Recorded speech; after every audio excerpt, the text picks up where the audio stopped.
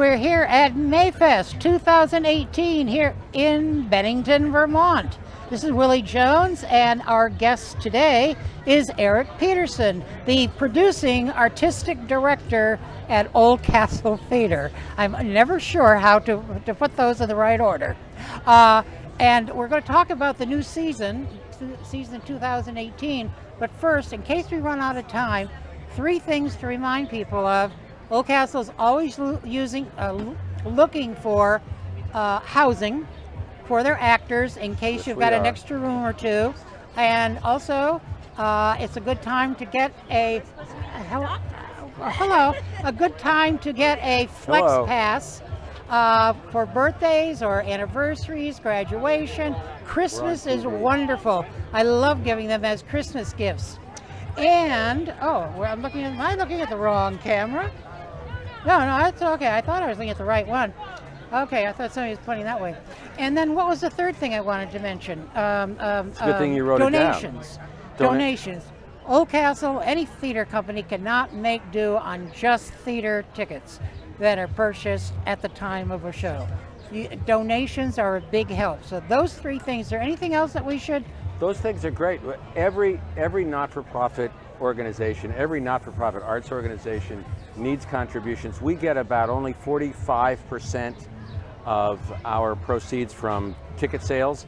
So the rest, the 55, 58%, depending on the year, has to come from donations, contributions, grants, etc. So we are always on the lookout and always gratefully accept contributions. And you're still looking for housing?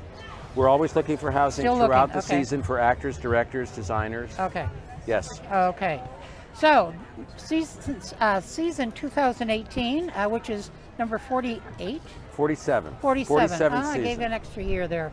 Don't make me any older than I am here, Will. Yeah, okay. It's looking pretty darn good. The first show, which is beginning on June 15th through the 24th, is the almost true and truly remarkable adventures of Israel Potter. It's going to be directed by Nathan Stiff. Yes. Who directed 39 Steps a couple seasons ago. And he was so funny in Moonlight and Magnolias. Wonderful play. He's a good actor, good director. You got a great cast. He's been working with us for more than 20 years. God. Yeah, wow. Yes, he goes back to Forever Plaid and The Man Who Came to Dinner. The Man Who Came to Dinner, yeah. Forever Plaid is wonderful. And others.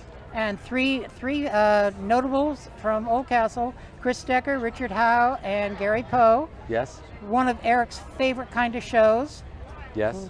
A few actors playing many characters. Six actors and 40-some characters. And it's based on a book by Herman Melville. Herman Melville. Huh. And it's set in the American Revolution, and it's about young Israel Potter, who goes to fight in the Revolutionary War, winds up in England, becomes a spy, works for and becomes a friend of the king, gets back, misses the woman he left behind in the Berkshires, gets back to the United States. It is a wonderful, takes place over many years. It's very funny. It's got lots of music in it, and I'm really looking forward to it. It's got a great cast. Josh Aaron McCabe is joining us for the first time. He's a long time, more than 20 years working with Shakespeare and Company, which is one of the great theater companies in the United States. We've wanted Josh to join us for a long time, and we're thrilled that he's joining us, plus 2 other newcomers to Oldcastle. So it's going to be a wonderful play. Yeah, I know that it's only 9 days. It's a little shorter. It's a somewhat shorter season, but we've added Sunday evening performances. So on the weekend, first weekend, you'll have 4 chances to see it, and then Wednesday through Sunday with matinees on Thursday, and Sunday the second week, Saturday and Sunday the first week. Okay, so that's June 15th through the 24th, then beginning on July 13th through the 22nd, The Whipping Boy. The Whipping Man.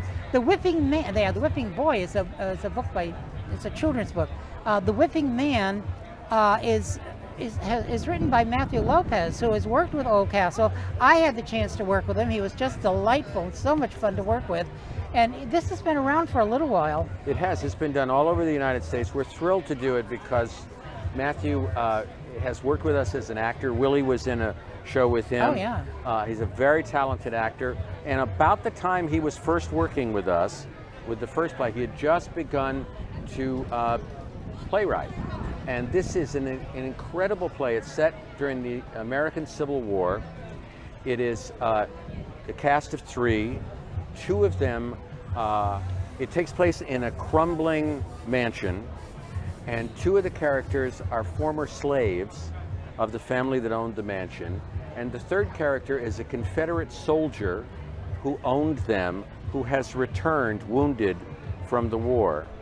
And it is one of the most touching plays I have seen or read in a couple of decades. It's remarkable, and it says so much about who we are as Americans, how we got there. We start with the American Revolution, right. then we get to the Civil War. We're really trying to go back and look at American history to try and help people figure out how we got into the situation that we're currently in with the current chaos that's going on. And this Civil War play will help a lot of people do that, I think, as will the play set in the American Revolution. Great. And then, that's from the 13th of July to the 22nd.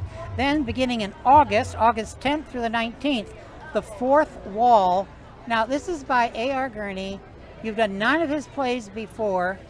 He's a he was, unfortunately, he passed away not too long ago.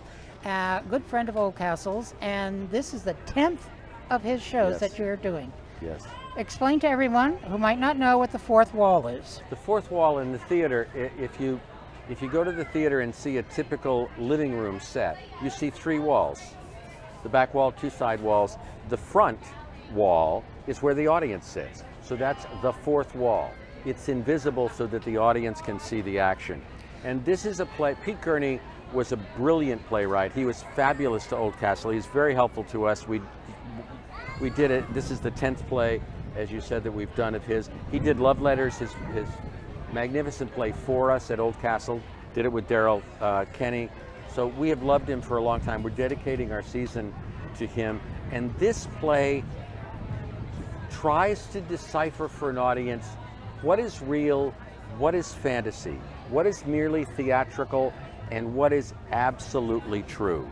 And again, we think this is the kind of play that is very helpful to be seeing at this time in American history, where what is fake, what is real is constantly trying to be decided. And directed by Tim Howard, who is usually here directing the musicals. He's done some acting too, because there's Cole Porter music in this. There are 5 Cole Porter songs that's exciting. In the play. So we get 2 or 3 in one with Tim. He's a great director. He's a musical director, and he plays piano. So it's a great opportunity for actors. The cast includes David Joseph, who's one of our favorites, Consul Tramp and America's Sweetheart. Last year he was in Shipwreck. Again, he's one of the great actors from Shakespeare and Company. I'd watch him brush his teeth. And he's a wonderful singer, and this is going to be the first time wait. he's singing on our stage. I can't wait to hear One of the it. things I envy about him is he has twice sung the national anthem at Fenway Park. Oh, wow. Another wonderful singer, Amy Hayes, who last year was in Broadway Bound, and Sarah Corey, who was last year in Broadway Bound, are joining him. And there's another cast member who we were in New York yesterday for callbacks and saw actors for this show. We just got a few extra minutes. Oh, good. That's wonderful. Good. Yeah, I think we can fill it. I've spoken to the fourth wall a lot. Yes, you have. Throughout the years, I spent a lot of time talking to that fourth wall. What would actors be without a fourth wall? Yeah, Nobody would see what we do. You're right. And Amy Hayes, I have just recently gotten on Facebook with her. She's delightful. I can't wait to see her Have again. you listened to any of her albums? No. She's a great singer. And of course comes from a wonderfully musical family. Well, I'm going to have to. As part of our summer, she's going to do a cabaret act for us after 2 different shows during the time of The Fourth Wall. My Heart Be Still. That's Yes. wonderful. Yes. Oh, great. Okay, now the 4th show of the season, August 31st through September 9th, is Proof. It's won the Pulitzer for drama. And a Tony. And yeah, and a Tony. Best and play. I know Richard Howe is in it. I don't know who else, but I know Richard is in it. This has been around for a while. Mm-hmm. I think Gwyneth Paltrow did the movie. There was a movie version. Gwyneth Paltrow was the daughter. This is a play about a brilliant, genius really, mathematician and his daughter who may be a genius mathematician. That's not me.